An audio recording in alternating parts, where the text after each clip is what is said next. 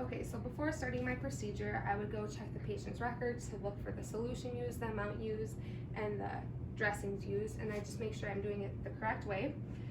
Then I would go up to the patient, I assess for pain. If he's having pain, I would just be sure to administer medications 30 minutes before, so they kick in before I start. And then I'm gonna warm this basin up with warm water. I put my solution in it to make sure it stays warm. Then I go up to the patient. So, hi Mr. Jones, my name's Kiana. I'll be your nurse today. We're just gonna perform a dressing change on that wound you have. Can I get your name and your date of birth? All right, so then I check it with the wristband to make sure it's the correct patient. And then I will go and I'll provide privacy. I'm gonna raise the bed up. Make sure I don't break the sterile field.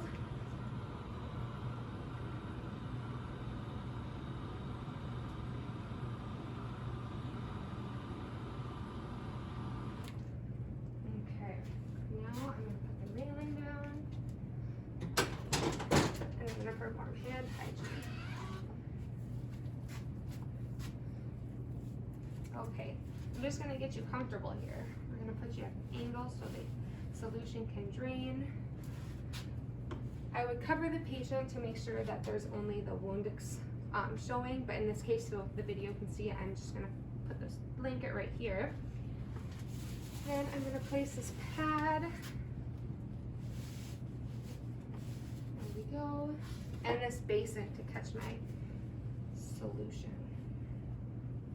All right, now I would perform hand hygiene again.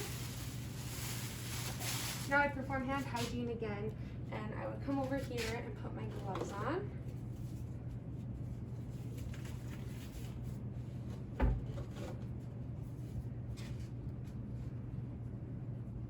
All right, so I'm just gonna come over and I'm gonna assess the wound. I'm gonna undo these Montgomery straps.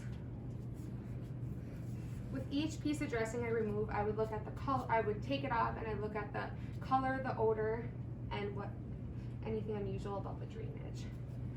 So right here, I would say with the ABD pad that there's no visible drainage.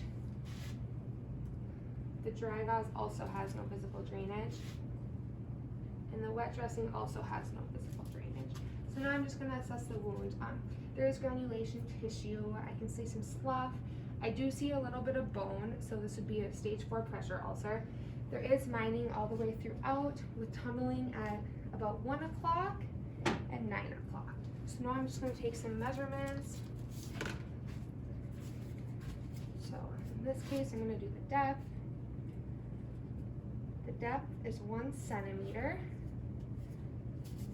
So I pass that. The length is 5.5 centimeters. And the width is also 5.5, so it's 5.5 by 5.5. All right, now I would take my gloves off, I perform hand hygiene, and then I go over and I just document what I just found. So when removing the ABD pad, the dry gauze and the wet gauze, I would note that there was no visible drainage and I didn't smell any odor, any unusual odors. So then I would also chart that I saw bone, so it was a stage 4 pressure ulcer. There was granulation tissue and slough. There was undermining throughout with tunneling at 1 o'clock and 9 o'clock. Then I would perform my hand hygiene again. I would come over and I would begin preparing my sterile field.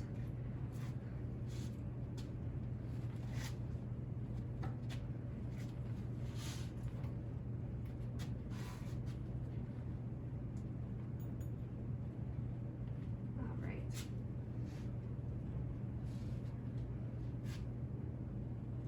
So to begin, I'm going to take my gauze, I'm going to fold it over, and I'm going to place it on the field. I am going to take the ABD pads, be sure to remain sterile. I'm going to take these gauze sponges.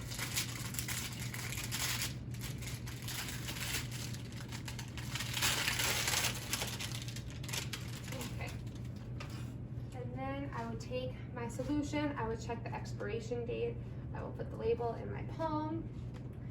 Being this was open, I would perform the lipping. When I take the lid off, I'm going to make sure to keep it up at all times. I'm going to dump some in my gauze right here, and then I would also dump some in my cup. I'm gonna put it back on.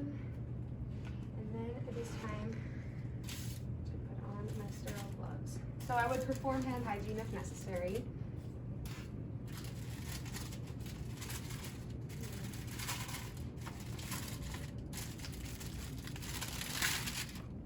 Okay, so I'm going to start with my dominant hand. So I'm going to do my right hand. I'm going to slide my hand in. There we go. And now I'm going to cup it. I'm going to keep my thumb up to make sure that it remains sterile. There we go. Now I can adjust. Okay, so now that I have my sterile gloves on, I'm just going to do my sterile field.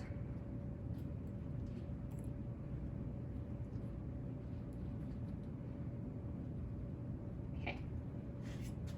So I'm going to now irrigate this wound. So I'm going to take my syringe and I'm going to fill it with 35 milliliters of sterile solution. I'm going to come over. I'm going to go from irrigate this wound from left to right, superior to inferior. So I would be sure to keep my catheter 1 inch away from the patient's skin. And being that this is now clear, I don't have to irrigate it anymore. And then I'm going to take a gauze and I'm going to just pat dry it. So you would pat dry from the cleanest to the dirtiest. So I can throw this away. And then I'm going to take this wet gauze, I'm going to stretch it out, I'm going to wring it out, and then in my non-dominant hand, I'm going to curl it up. So in this process, I can't let my anything touch the patient's skin. So in this situation, being it's not actually wet, it might be a little tougher to pat.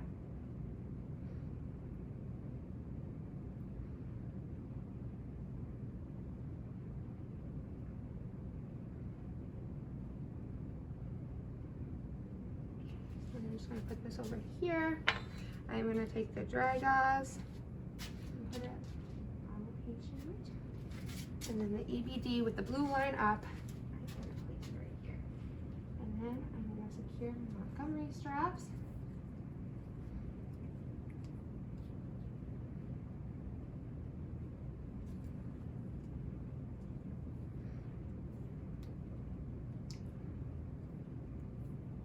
Okay, and then I'm going to remove my gloves.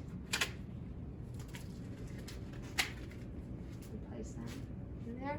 I'm going to now perform hand hygiene, and then I'm going to initial and date this dressing so we know when it was last done. And then I'm just going to clean up my mess. I'm going to dispose of this. I'm going to put this in my dirty laundry.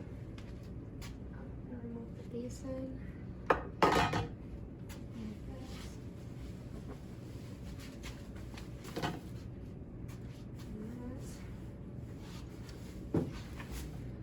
Cover the patient back up.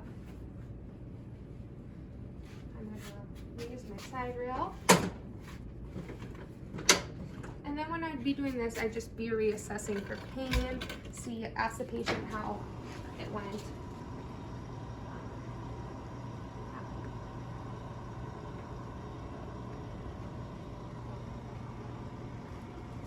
Go all the way to the ground.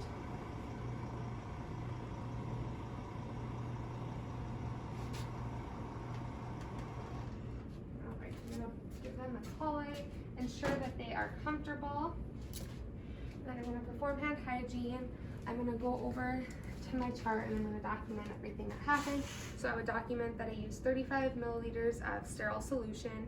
I packed it with a wet 4x4 gauze. I then covered it with a 4x4 gauze, a dried 4x4 gauze, and then I used an ABD pad and secured my dressing with Montgomery straps. I would note that the patient tolerated this procedure well, and if there would have been, I would chart that my reassessment for pain, so say if they're in any pain right now, and if necessary, see what I can do about it. And then if there was any bleeding or any unusual sharp pain, anything unusual, I would just report that to the physician. So that's all.